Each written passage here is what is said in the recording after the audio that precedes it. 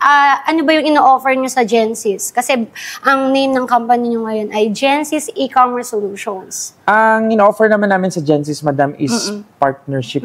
Actually, building your e-commerce company. So, ino-offer namin na kami na yung bahala sa mga bagay na ayaw mong gawin.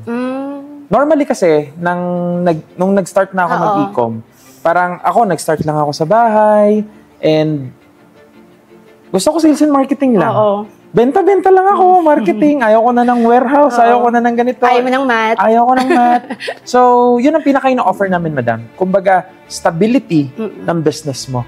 At kami na yung bahala at tumutulong sa'yo kung yung mga ayaw mo nang gawin. Kami na yung gagawa, just like warehousing, accounting, HR services, may tech, consultations, pero ang pinaka-essence nun is tumutulong kami sa gustong magkaroon ng e-commerce business from scratch na maging profitable, sustainable, and systematic yung business nila.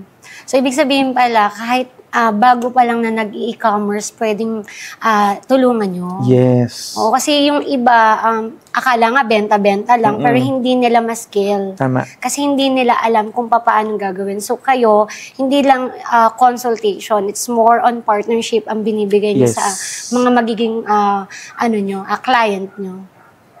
So, nakita ko, yun nga, kaya parang na-invite kita, na parang, uy, ang dami na nilang inawardan. So, kaya nagkaroon ako ng,